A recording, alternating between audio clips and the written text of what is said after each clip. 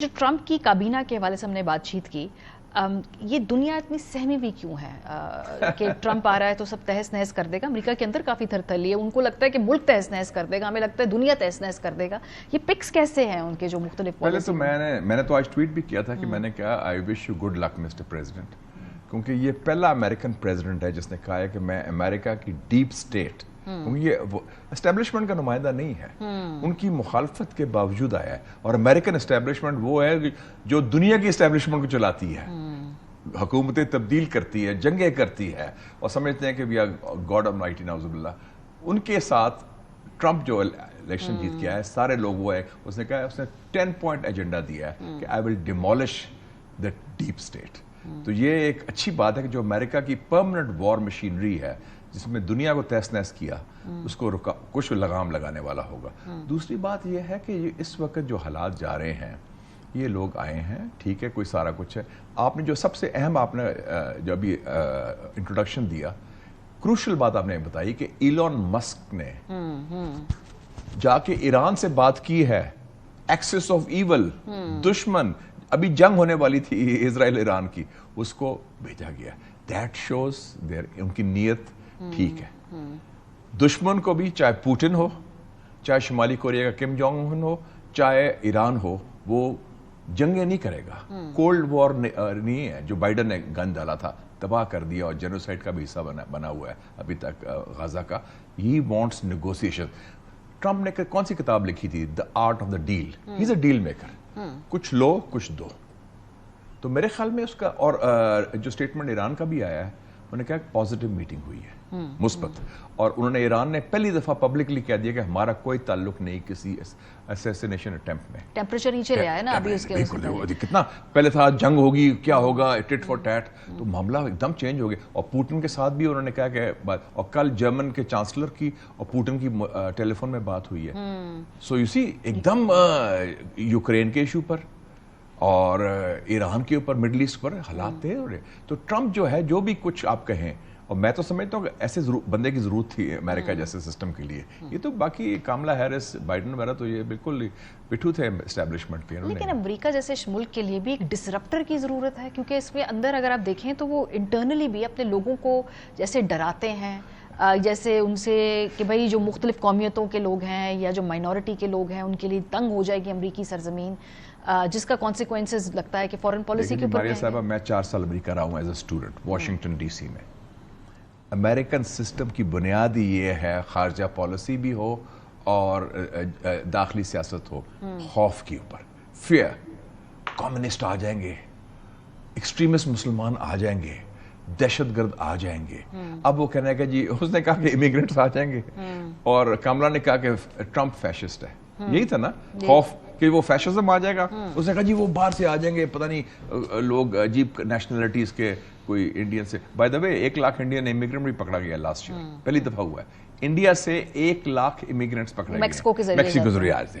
وہ گجرات سے گئے ہیں، ڈنکی لگا کے میکسیکو جاتے ہیں، وہاں سے اور 45% یوتھ، یہ بھول جاتے ہیں ہم۔ ناٹ نارملی پاکستانی، بنگلہ دیشی، افغان ہوتے ہیں۔ 1 لاکھ ایکچولی 96,817 ہے کوئی فگر ایگزیکٹ۔ وہ ادھر سے کوشش کر رہے ہیں امریکہ انٹر، وہ پکڑے گئے۔ اور اس نے ایک اور بات کی ہے ٹرمپ نے، H1B ویزا، جو ویزا ہوتا ہے پروفیشنلز کا، آئی ٹی کا، جس میں انڈینز کافی آگے تھے، وہ بھی روکے گا۔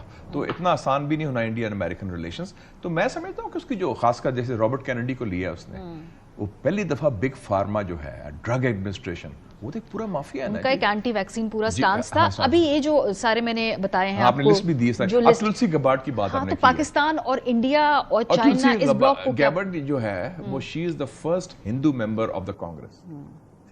وہ بائی برتھ ہندو نہیں، بائی دا وے، اور اور جب وہ بنی تھی ممبر، شی کنورٹڈ کہ میں ہندو بننا چاہتی ہوں۔ اس نے بھگواد گیتا پر اوتھ لیا تھا اس نے باقاعدہ۔ It's very interesting. اور وہ ظاہر ہے کہ پھر بعد میں اس نے وہ پیش کیا مودی کو بھی، وہ ہولی بک۔ تو اس حوالے سے میرے خیال میں ہمیں کوئی گھبرانے کی ایسی ضرورت نہیں ہے۔ ہمارے جو ہیں 60% of Trump's policy will be ہمارا خطہ، یہ کلیئر ہو گیا۔ اچھا، کیوں؟ اس میں 4 ممالک ہیں، رشیا، چائنا، انڈیا اور ایران۔ اور یہ جو آپ نے لسٹ دی ہے نا، they are anti China hawks, and اس میں سے 2-3 پرو انڈیا بھی بڑے ہیں جنہوں نے اوپن بھی آ دی، لیکن 2-3 ایسے بھی ہیں جنہوں نے افغانستان سرو کیا ہے۔ وہ جو آپ نے نام نہیں لیا، وہ پیٹ ہیگسمتھ ہے جو ان کا سیکرٹری ڈیفنس ہے, کرنل تھا فوج میں, افغانستان میں رہا ہے, تو ہی نوز پاکستان ویل, اور بھی لوگ ہیں. تو ہم اپنا معاملہ ٹھیک کریں. پاکستان کیا اتنا ریلیونٹ ہے اس پوری گیم کے اندر؟ بیکاز ایک یہ تھیوری بھی ہے کہ چونکہ ریلیونس ہی نہیں ہے, نہ لیوریج ہے ہمارے پاس, اور نہ فرینکلی اس وقت امریکہ کی ہمارے اوپر اتنی کوئی توجہ ہے. یہ درست ہے سر؟ میں نہیں ایگری کرتا اس سے. دیکھیں جس خطے میں ہم لوکیٹڈ ہیں وہ سب سے ریلیونٹ خطہ ہے, اور اس خطے میں جو تعلقات ہیں ہمارے وہ سب سے ریلیونٹ ہے امریکہ کے لیے. ہمارے دوستی چین کے ساتھ, ہمارے تعلقات ہندوستان کے ساتھ, ہمارا قربت ایران کے ساتھ, وی میٹر. یہ سارا جو خطے میں اسٹریٹجی بنے گی, پاکستان از اے پلیئر. ہم اپنے آپ کو کیسے لیوریج کرنے ہیں یہ اب ہم پر ڈیپینڈ کرتا ہے. اب میں نے مرگلا ڈائلاگ ہوا ہے پچھلے دنوں, میں کی نوٹ اسپیکر تھا, پہلی اسپیچ میری تھی. میں نے کہا یہ ہماری ریڈ لائن ہونی چاہیے. میں نے 5 ریڈ لائنز ڈیفائن کی. Number 1, no compromise on nuclear and missile program. Number 2, no compromise Kashmir کا ہمارا موقف ہے. Number 3, no compromise on China and CPEC. Number 4, کہ ایران کے خلاف ہم کسی کوشش اگر کی جاتی ہے ہم اس کا حصہ نہیں بنیں گے. شاید اس کی ضرورت ہی نہ پڑے. اب تو صلح ان کی شاید رہتی ہے. اور 5واں تھا کہ ہندوستان کی بالادستی اگر وہ کوشش کرتے ہیں بنانے کی, جو میرا نہیں خیال کہ وہ کوشش بائیڈن کی طرح ٹرمپ کوشش کرے گا. کیوں نہیں کریں گے چائنا کو چیک میں رکھنے کے لیے؟ India better ally to bank on? میرا خیال میں چائنا کے ساتھ اس کی ڈیل ہو جائے گی. بالکل یہ بات میرا دیکھیں نا, یہ کتنی ان کی ٹریڈ ہے, آپ وہ دیکھیں, $700 billion. American economy is linked with the Chinese economy. اور یہ سپلائی چینز جو ہیں, اب تو وی لیو ان دا گلوبلائزڈ ورلڈ. ان کے سینکشنز پچھلے فیل ہو چکے ہیں, ہائی ٹیک پر فیل ہو چکے ہیں, ان کے سینکشنز ایگریکلچر پر فیل ہو چکے ہیں. چائنا نے 4 سال میں بڑا اپنا انتظام کر دیا. وہ پہلے صلح کرے گا روس کے ساتھ, ٹھیک ہے, اس کے بعد وہ کوشش کرے گا روس اور چین کو علیحدہ کرنے کی.